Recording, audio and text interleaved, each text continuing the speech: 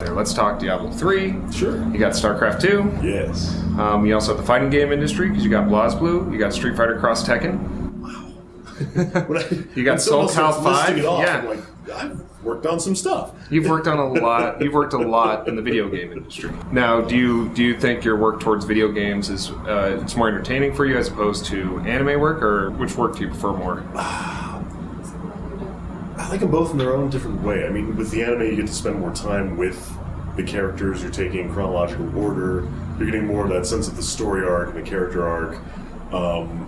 With video games, sometimes just depending on whether it's general utility lines that are going to be used all through the game.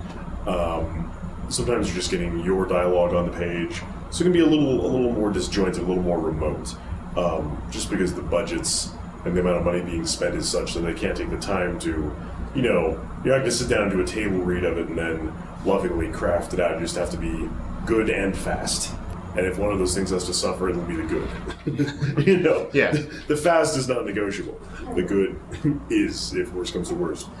But the games are fun. I mean, I love anime now, but I didn't always know about anime. It's something that I've sort of found out about and come to respect as I've worked on it. But I always played video games. I mean, I remember my dad coming home when I was 3 with an Atari 2600.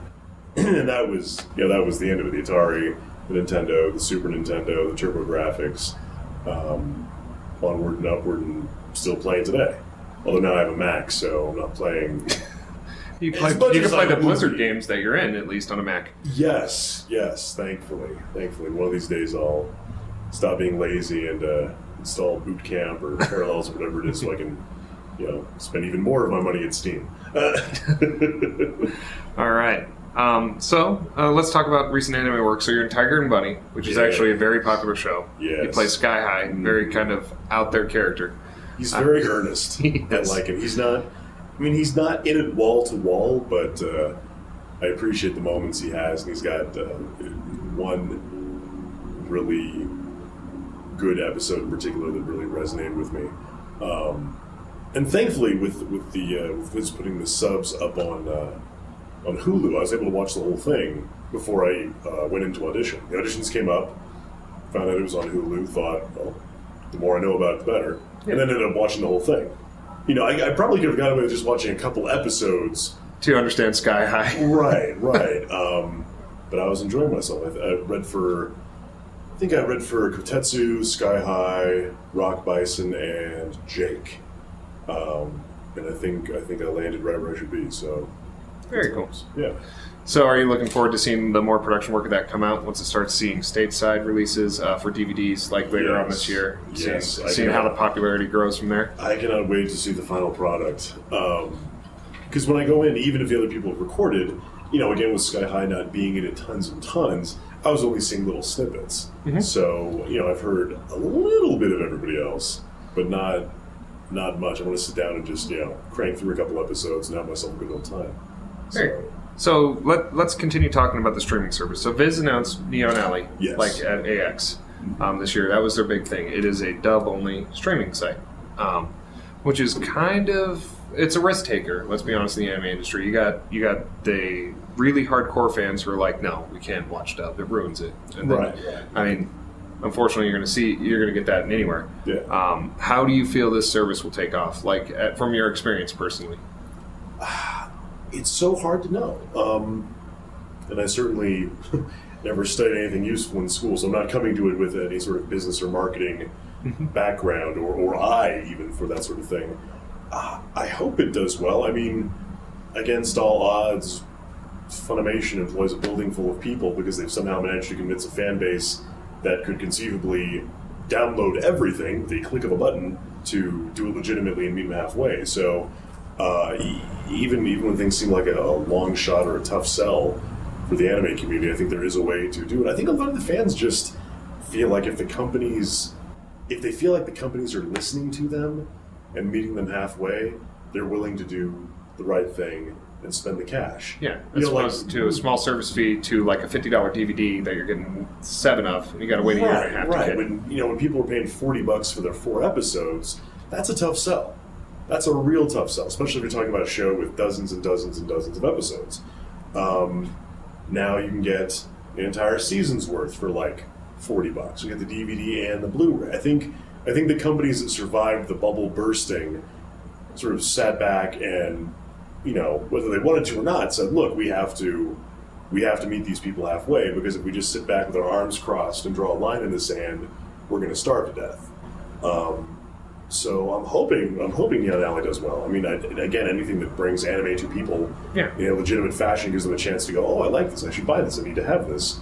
I hope it takes off. Also, because there are things I've worked on that I hope they will show on that. Monster was a Viz property, and I know that got on TV once. No physical release for it. It's on Hulu. I would love for there to be another medium in which people could catch that show and be like, what is this? Why have I never heard of this? This is awesome. About a psychological killer, but it's an awesome show. Yeah. So hopefully it takes off. All right.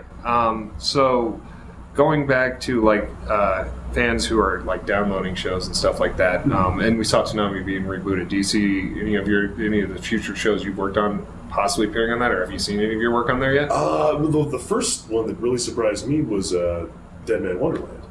I mean, when we were doing the script adapting for that and recording for that, there was no talk of it being on TV, and so we didn't have broadcast edits. I mean, the show was very, very violent, and once we realized that's what it was about, we're like, we can swear in this show. I mean, you can't sanitize the show. So suddenly, when it was on the air, we had to record a bunch of broadcast alts.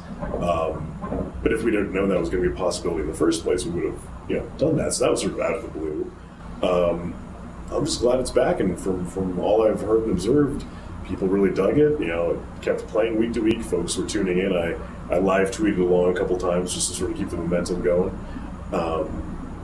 When Steve Bloom did the April Fool's joke when they did it with Toonami, and he started the bring back Toonami bitches, I think is what the hashtag was. Yes, he was a tireless booster to bring back Toonami.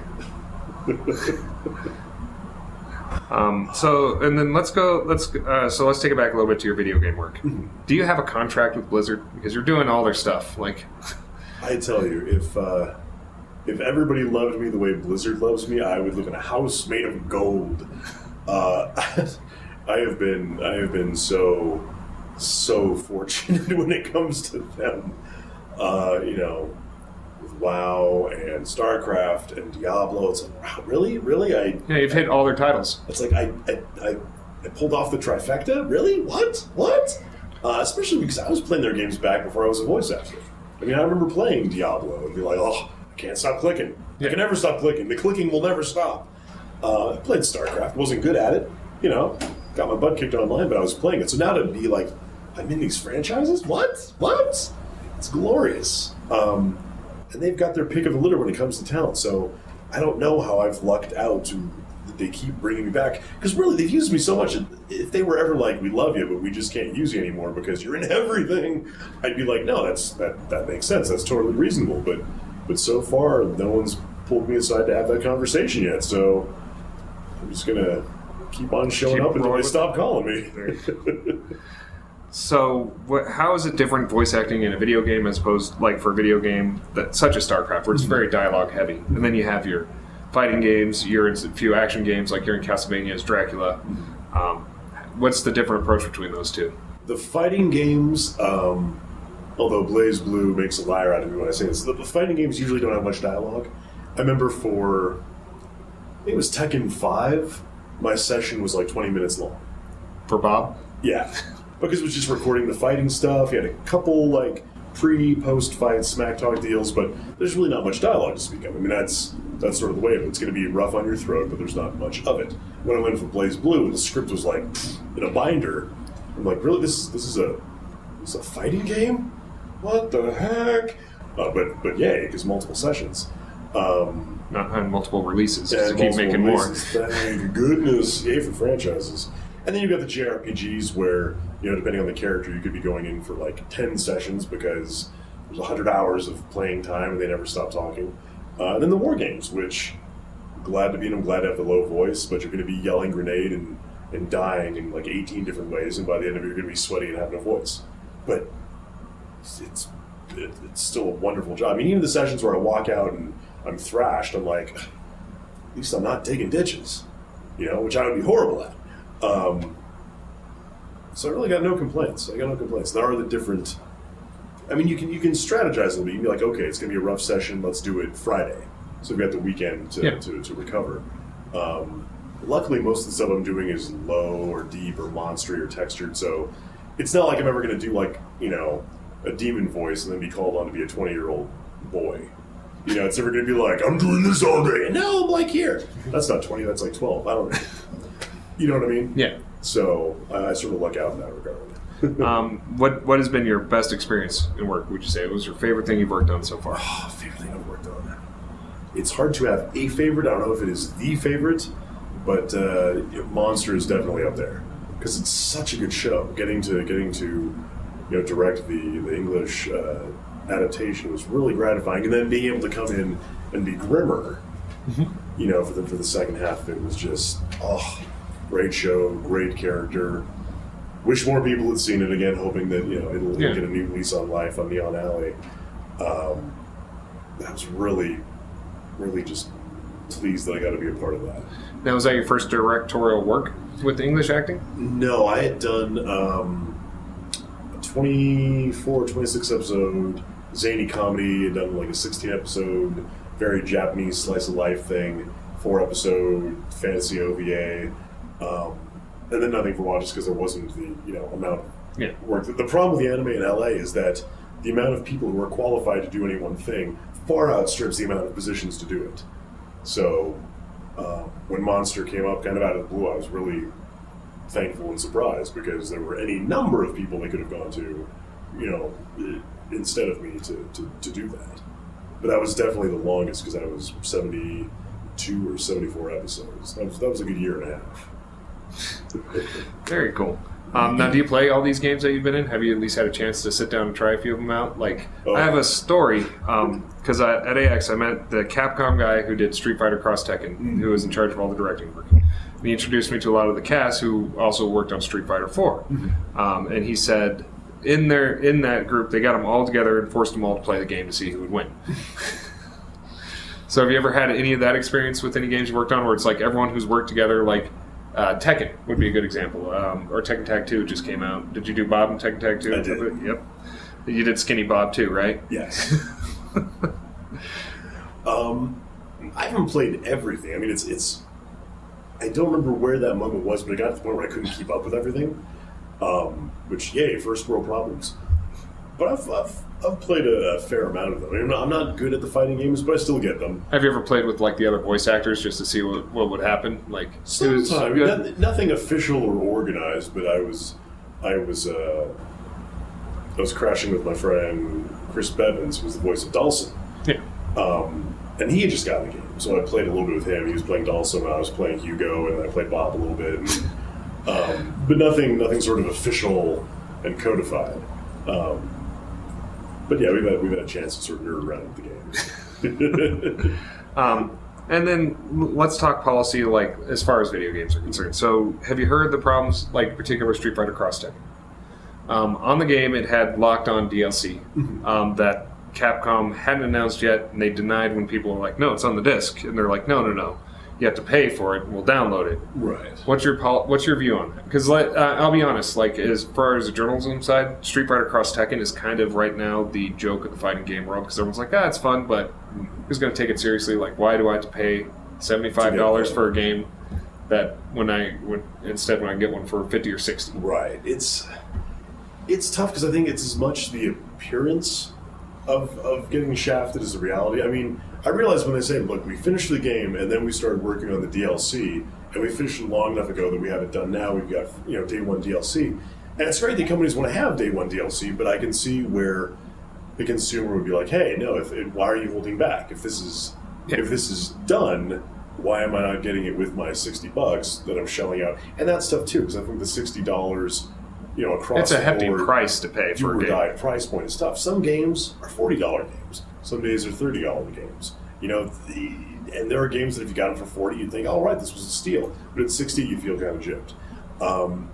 I almost think, I'm sure they wouldn't do this because they'd be making less money, but sometimes I almost think they'd be better off just, finish the game, get it certified, get the masters made, get it out the door, start working on the DLC, but don't make it day one DLC.